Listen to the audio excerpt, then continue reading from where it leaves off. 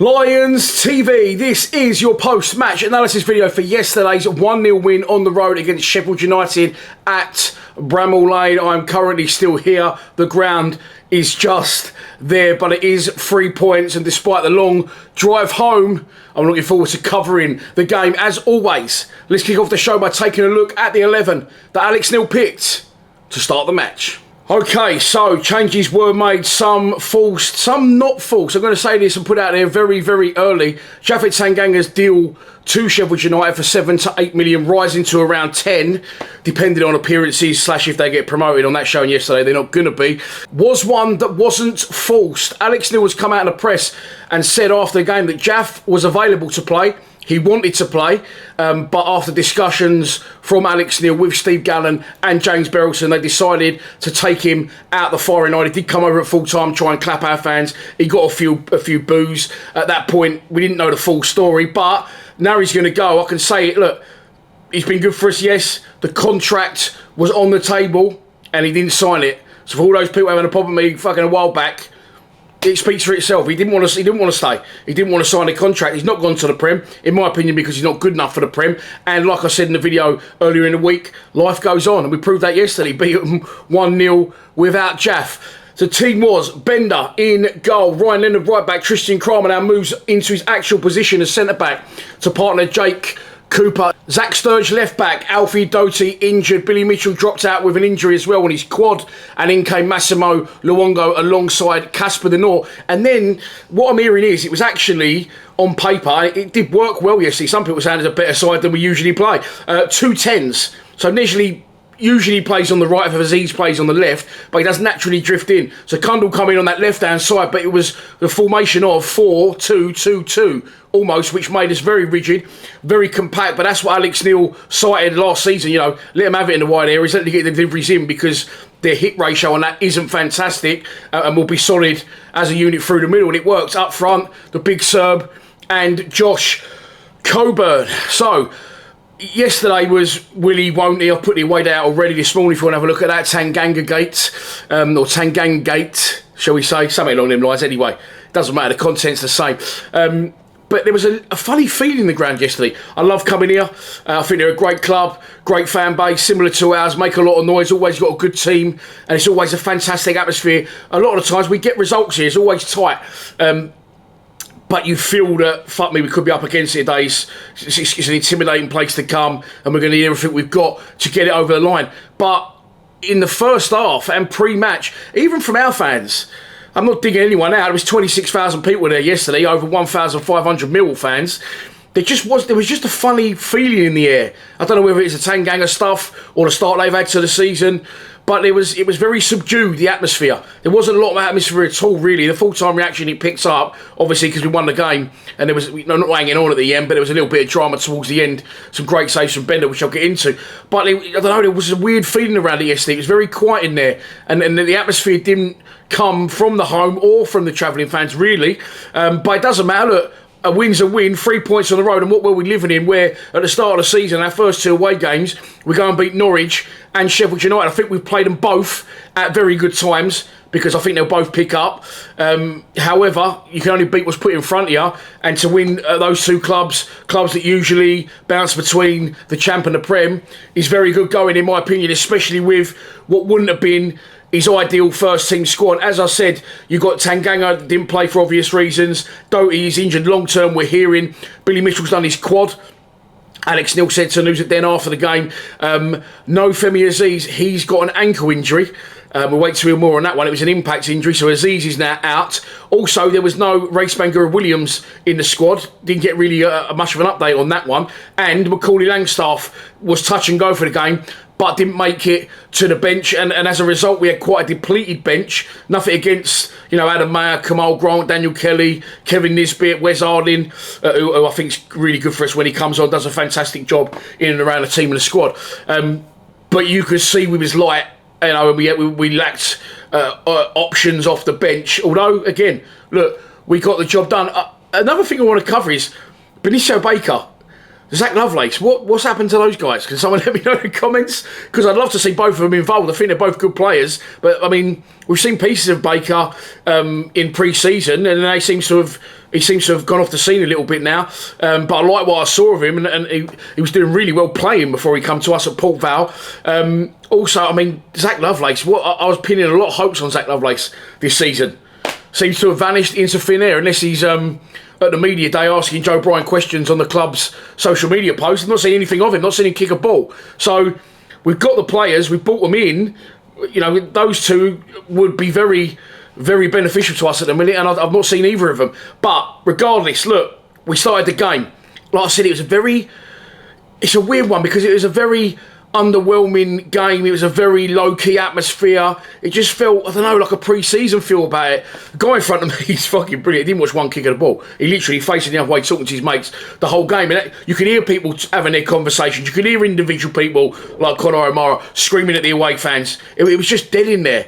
And like I said, you know, they've not had a great start of the season. I think Sellers is a good manager, and I think he'll get it right there. They was very unlucky in the second half. And on reflection of it, it was almost at one point a nothing game, but by the end it's turned into a game of two halves.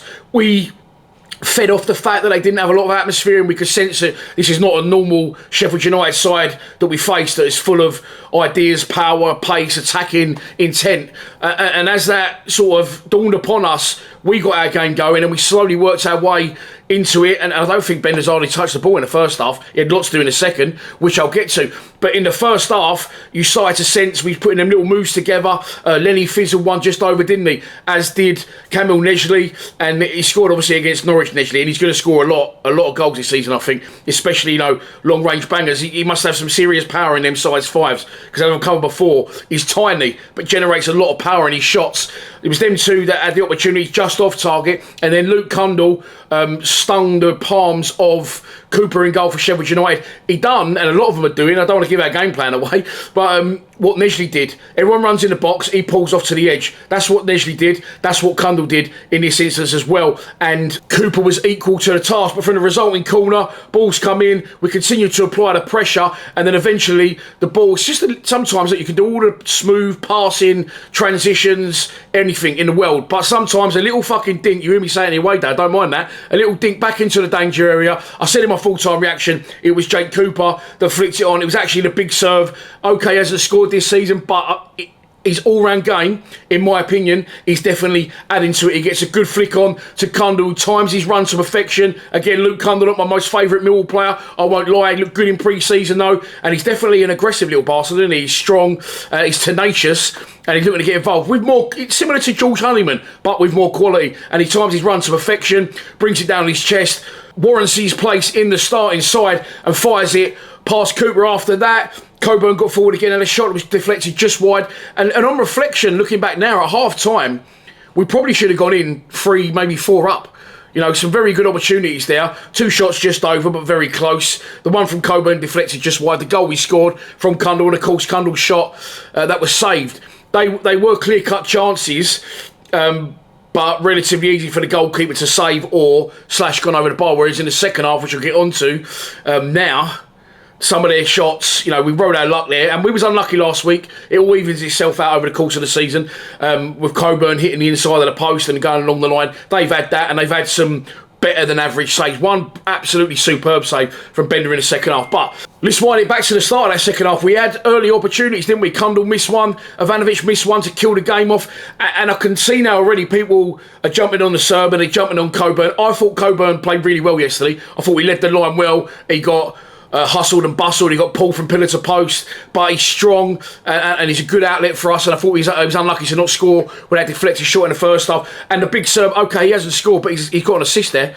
So he's always involved, and the goals will come at them too. We know they will, because they have done previously. Nothing's changed overnight. We're still going away from home. We're still getting a lot of good results on the road, and those two were amongst the goals last season. I'm sure we're only 3 games in that they will be firing very soon, but I don't mind that they haven't scored, because their all-round game Coburn's is already there, in my opinion, but Ivanovic's all-round game's definitely improving. His flick on assisted Cundle's goal. And like I said at the start of the second half, Cundle missed one, and then the Serb missed one. He missed a similar one here last season, a big Serb, when we was 1-0 up. He sort of skied it, didn't he? This one he sort of scuffed. and the keeper gets down, and then as it went on, of course, Sheffield United, I was going to say under the pressure of an intense home crowd.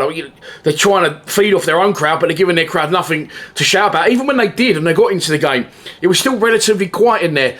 And the saves start coming from Benda, the first one down to his near post, turns it round. The second one from Harmer is a really, really good save. Acrobat across to his left. That's the sort of one where you think, fuck, that's in. Right, fair enough, good goal. But no, brilliant save, adjusted his body. Then you had Ivanovic with one off the line. You had Kramer with one off the line. They, like I said, had a shot very similar to what happened with Coburn last week, where it goes in the inside of the post, goes on the line. I think that's from Louis Barry, and goes away. And at that point, you think, okay, it could be a day. Right at the death, it was, honestly, I've got an angle of it. I saw it on the highlights. It was on the highlights. I didn't think it was going to be because it was in effect offside, so they don't usually put them ones on. But it's sort of big scramble in the box. Someone strikes one. It hits a Millwall defender on the head, loops up, and Benda dives sideways and backwards and manages to tip it over the bar. Like I said, offside, but it didn't matter. And that's at full time. They've all run to the keeper. How good is that, to have that feeling? And like I said, I'm not too sure of him, Benda. And in the game,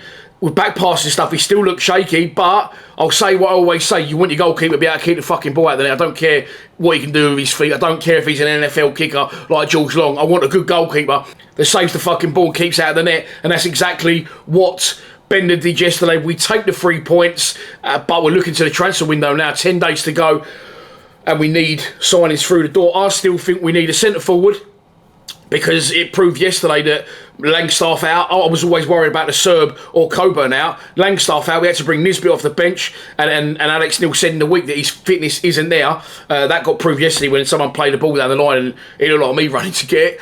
And I'm still hearing whispers that he could go online, just publicly online, that Kevin Nisbet, is still subject to interest from Aberdeen. So I still think we need a centre forward. I would have loved to have got Ollie McBurney, but we didn't. I still think we need a central midfielder before even Billy Mitchell got injured.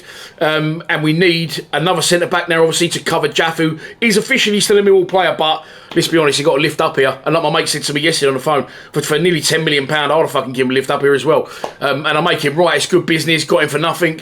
And year and a half, 2 years later, max, we're going to sell him for £7 to £8 million.